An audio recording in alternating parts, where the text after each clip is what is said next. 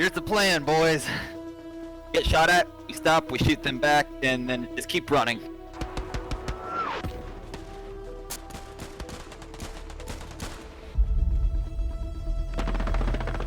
get a respawn point down there. See the tank.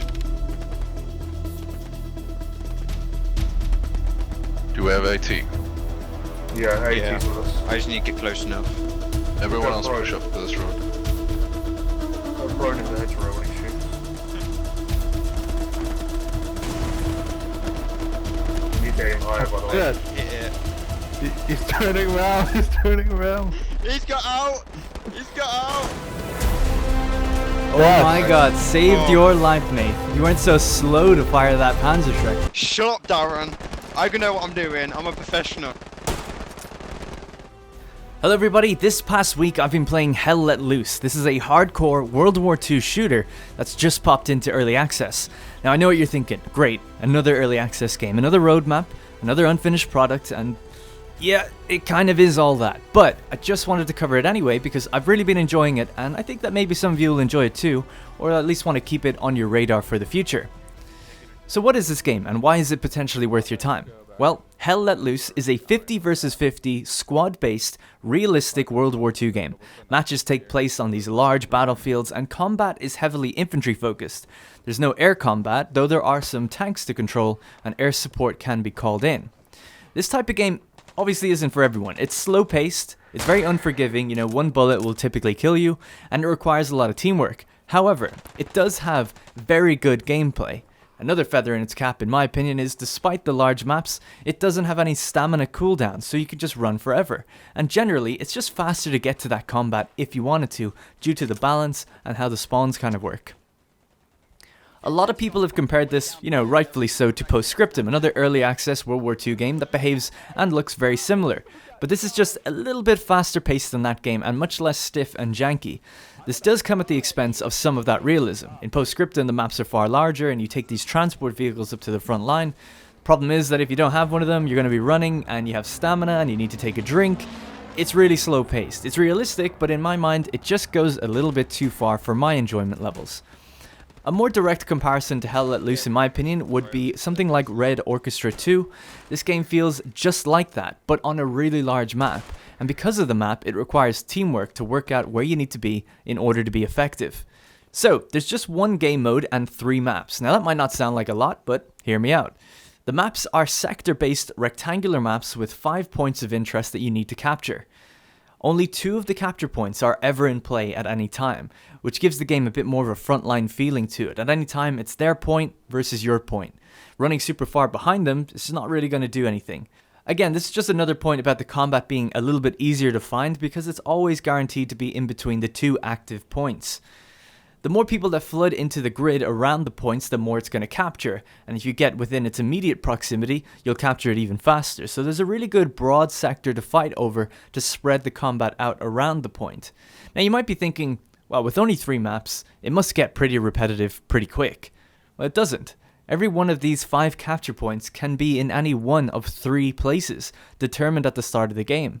This means that all maps have 15 potential capture points, and they can be in any order, so you could get a string of 4 all on the right side and then the final one all the way on the left, or any combination. This means that there's actually around 200 combinations of capture points, so you're always fighting over new places, or if you're not fighting over new places directly, the route that you're going to take to the next objective is usually quite different. So what does this really amount to? Essentially, in my 30 hours of playtime, I'm only just starting now to get familiar with certain places. I by no means recognize even all the capture points yet, but a few of them I remember, certain buildings and landmarks. So let's talk squads. A squad can have 6 members in it, and there's 9 roles to choose from, so no squad can have everything, but you're free to change your role whenever you die. The first role is the officer. This is the squad leader, and he has the capability of deploying a squad outpost. This is essentially a spawn point. You can only have 1 active at a time, but a squad leader is needed to place these in safe areas or behind enemy lines if you're planning a flank. He can also place down something called a garrison outpost, which is a spawn point for the entire team. These are crucial to the flow of combat, but require supply in the area to do so. So supply can be either built by the support class, who drops down a little box, or it can be dropped in by the commander, who kind of airdrops it in on a location on the map. Now the commander is the overall battlefield commander who can communicate through voice with all of the other squad leaders. Once a squad leader has supply then near, they can build a garrison and suddenly you've opened up a significant spawn for your entire team. To destroy it, you just need to fire a rocket at it, a grenade, or just walk up to it. A major part of the game is finding out where the enemy have their garrison spawns and uprooting them, so they can't easily reinforce their area. It's really good fun, and a well-protected spawn can be a real challenge to take out. The officer also has binoculars. This allows them to scout ahead and easily place markers for the squad to attack, defend, move, and they can even request fire support, which the commander can see. So if a squad leader is in a particularly bad area and needs help, they can request fire support and the commander can potentially call in a bombing run or a strafe to help them out, or maybe just even ask a nearby squad to come help them. This is stuff I've seen a lot. It's not just, oh, that's in a perfect scenario type of thing. It does happen. It totally works, so long as you have a commander with voice chat, which is about 80% of the time. So that's the officer role. For the Germans, he comes with an MP40, and for the US, he comes with a Thompson. So generally, you won't be seeing much action unless you're clearing out buildings and trenches. It's very close range. But that's sort of the point. You're supposed to kind of stay back, figure out what the squad needs to do. Next is the Rifleman class. This is your standard class that isn't limited in number. All the other classes are limited to 1 per squad. Riflemen come with either a Kar 98K or an M1 Garand, and their equipment is a deployable ammo box. Next is the Assault.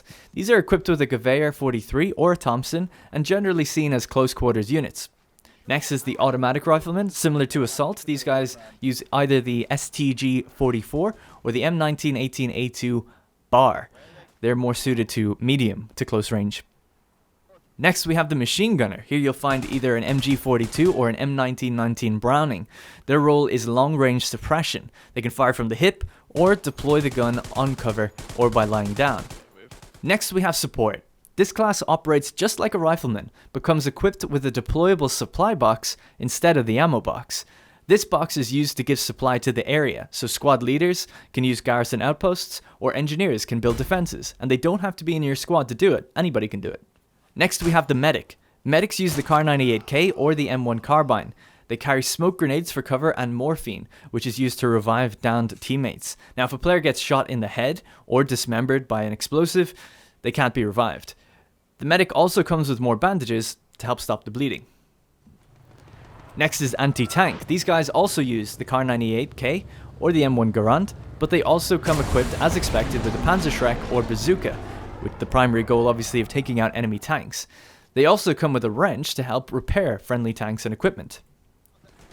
Next is the Engineer. We mentioned this briefly. These guys have a Kar 98K or an M1 Carbine, but with an anti-personnel mine, an anti-tank mine, and a wrench for constructing deployables. To make deployables, you'll need supply in the area from either a support role or the commander. Then you can place sandbags, barbed wire, small gates, and even build an AT gun emplacement. Those are all the roles for a standard infantry squad. There's also 2 other squad types, the Recon and the Armored squads.